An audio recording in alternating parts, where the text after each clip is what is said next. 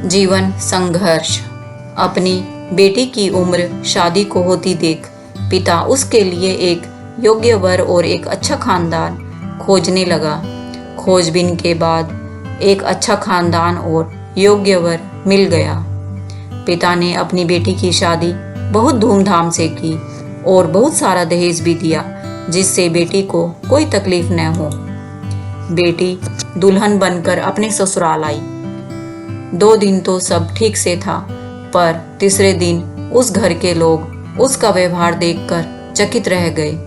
किसी भी काम को कहा जाता तो तुरंत मना कर देती, अपने सास ससुर से बहस करती, अपने देवर को ताने मारती, अपनी नंद से तो सीधे मुंह बात भी नहीं करती, अपने पति से तो लड़ती और किसी भी काम को हाथ तक नहीं लगाती। सुबह देर तक सोती और पूरा दिन टीवी देखती रहती। सास कोसती कि पता नहीं माँ बाप ने कैसे संस्कार दिए हैं, और फोन करके उसके पिता को बुला लेती है। अगले दिन पिता अपनी बेटी को लेने आता है, पर उस पिता से बेटी के ससुराल में कोई सीधे मुंह बात तक नहीं करता। सब मुंह मोड़कर चले जाते हैं। पिता सास से कहता है कि बहन जी, मेरी बेटी को ले जा रहा हूँ, 4-5 दिन बाद छोड़ने आऊँगा। सास तपाक से कहती है, कोई ज़रूरत नहीं है, अपनी बेटी को अपने पास ही रखना, और जितना भी दहेज दिया है सब ले जाना। दुखी पिता सर झुकाए बेटी को अपने साथ ले जाता है। रास्ते में बाप अपनी बेटी से पूछता है, बेटी 10 दिनों में यह कैसे हो गया?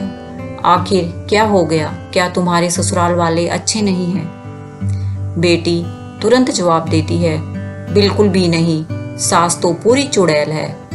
पिता कहता है, चुड़ैल और बाकी लोग? बेटी कहती है, कोई भी अच्छा नहीं है, सब सास के इशारों पर चलते हैं। घर आने के 2 दिन बाद माता पिता ने अपनी बेटी को बहुत समझाया, पर बेटी मानने को तैयार न हुई। पिता अपनी बेटी का दुख समझ गया और बोला, बेटी ये बताओ, अगर तुम्हारी सास तुम्हारे रास्ते से हट जाए तो क्या तुम अपनी ससुराल में रहने के लिए तैयार हो?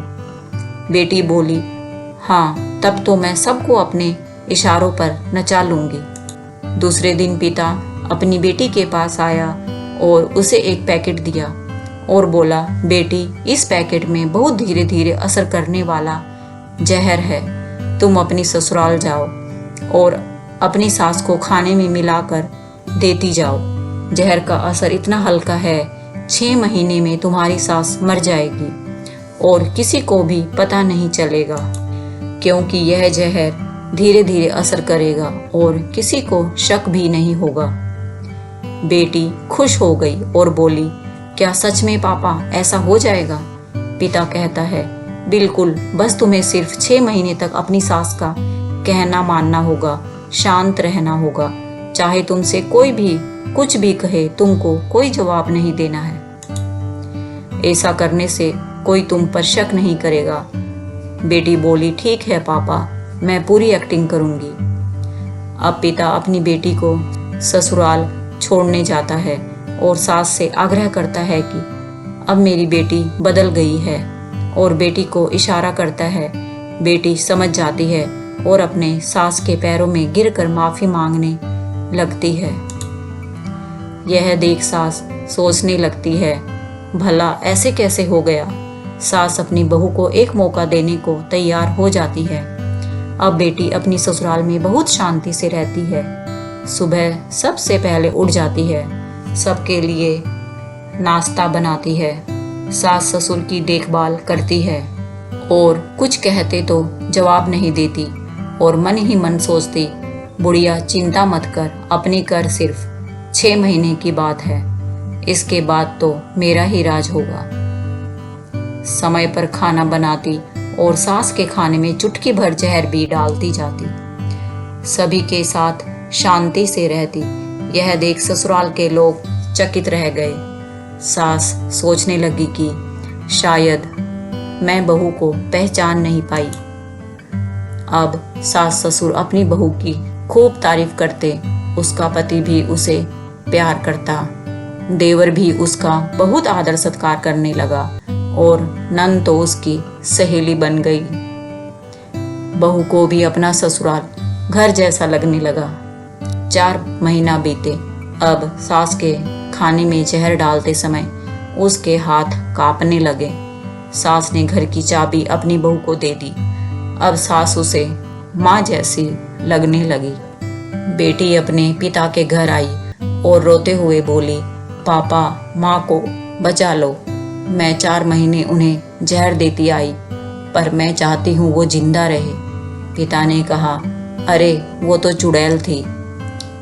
बेटी बोली, पापा ऐसा मत कहो, वो तो मेरी सगी माँ से भी अच्छी है। और रोने लगी।